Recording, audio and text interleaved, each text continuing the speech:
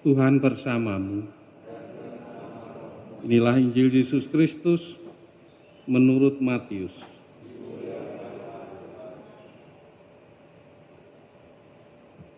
Sekali peristiwa berkatalah Yesus kepada orang banyak dan murid-muridnya, ahli-ahli Taurat dan orang-orang Farisi telah menduduki kursi Musa. Sebab itu turutilah dan lakukanlah segala sesuatu yang mereka ajarkan kepadamu, tetapi janganlah kamu turuti perbuatan mereka, karena mereka mengajarkan tetapi tidak melakukannya. Mereka mengingat-ingat beban berat, lalu meletakkannya di atas bahu orang, tetapi mereka sendiri tidak mau menyentuhnya. Semua pekerjaan yang mereka lakukan hanya dimaksud supaya dilihat orang. Mereka memakai tali sembahyang yang lebar dan jubah yang panjang. Mereka suka duduk di tempat terhormat dalam perjamuan dan di tempat terdepan di rumah ibadat. Mereka suka menerima penghormatan di pasar dan suka dipanggil rabi. Tetapi kamu janganlah suka disebut rabi, karena hanya satulah rabimu dan kamu semua adalah saudara. Dan janganlah kamu menyebut siapapun bapa di bumi ini, karena hanya satulah Bapamu, yaitu Dia yang di surga.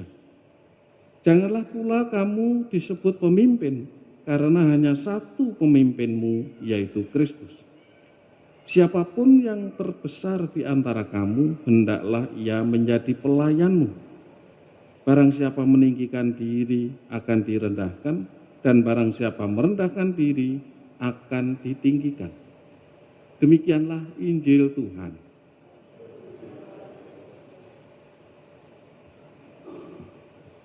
Saudara-saudari, dalam bacaan pertama, Nabi Yesaya ini menyampaikan sabda Tuhan dalam rangka untuk meninggalkan formalisme ibadah. Jadi ibadat liturgi itu selalu diperbarui sesuai dengan zamannya, tetapi jiwa semangatnya tidak berubah. Karena orang beribadah itu mau mengungkapkan atau merayakan imannya kepada Allah. Intinya kan itu. Jadi iman itu dihayati dalam dua segi. Satu, mau diungkapkan melalui perayaan liturgi, melalui perayaan iman, lewat doa dan segala macam. Upacara-upacara ibadat itu. Segi yang lain itu mau dihayati dan diwujudkan lewat suatu tindakan yang nyata. Termasuk juga tindakan-tindakan kesalehan. Seperti yang dilakukan orang-orang Farisi dengan memakai jubah panjang dan segala macam berdoa ini. Perbuatan apapun itu sebagai perwujudan dari iman. Harus mengalir dari iman kita, bukan dari suatu keinginan untuk dipuji orang. Maka tadi Mazmur Tanggapan mengajak kita supaya kita betul-betul jujur dalam hal ini.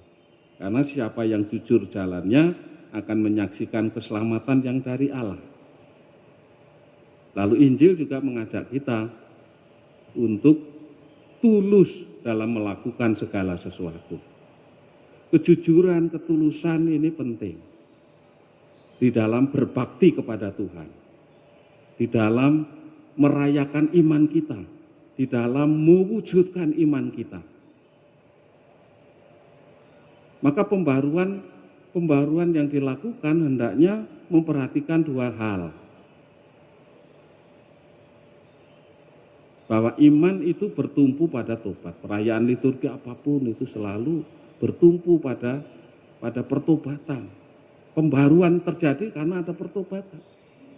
Jadi pembaruan karena tuntutan zaman, situasi itu selalu membawa pertobatan. Atau didasarkan pada pertobatan. Tidak ada liturgi gereja terutama dalam perayaan Ekaristi yang tidak dimulai dengan pertobatan. Doa tobat, apa itu? Saya mengaku, Tuhan kasihanilah kami dan lain sebagainya. Ada upacara tobat. Kita tulus jujur di hadapan Tuhan. Kita memang orang berdosa. Yang kedua,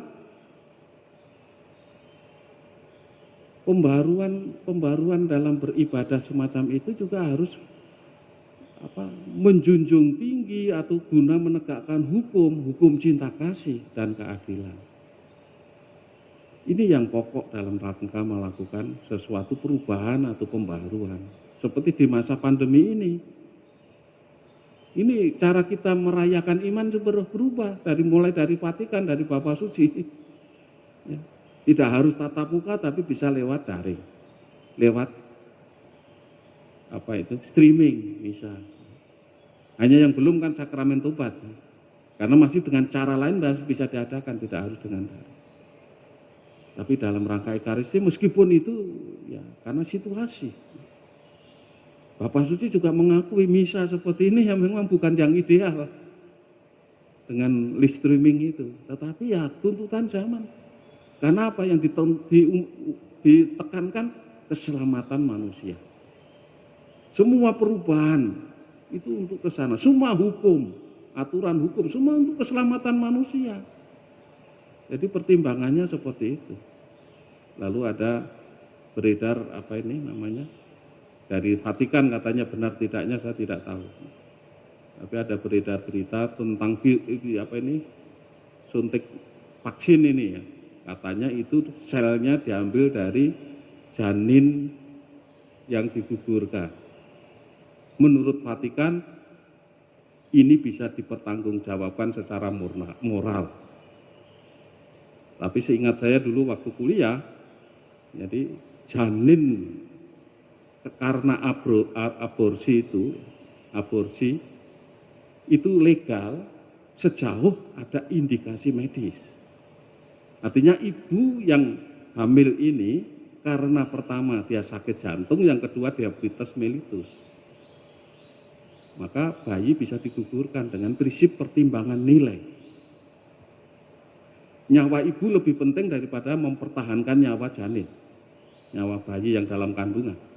Karena apa? Kalau dipertahankan, ibu dioperasi sesar juga nanti akan mati. Karena lukanya tidak akan sembuh-sembuh karena diabetes mellitus. Lahir secara alami, dia juga akan mati kemungkinan besar. Kenapa? Harus ngeden untuk bisa bayi keluar secara alami. Nah, dia sakit jantung, dia akan mati.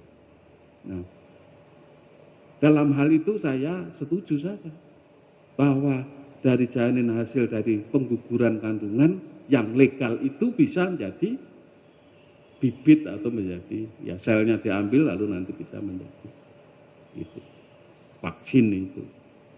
Katanya begitu, tetapi saya belum membaca lebih jauh, tapi hanya ada itu. Jadi dalam hal ini bisa dibenarkan, itu dipakai. Jadi tidak usah merasa bersalah, merasa berdosa. Tetapi kalau alasan ekonomi, gagal KB dan segala macam, yaitu ekskomunikasi hukumannya dikeluarkan dari gereja Katolik. Siapapun yang melakukan itu, orangnya, dokternya, perawatnya, yang ngantar, tukang ojeknya, kalau dia Katolik dan tahu bahwa itu memang mengantar ke situ, ya semua yang terlibat kena ekskomunikasi.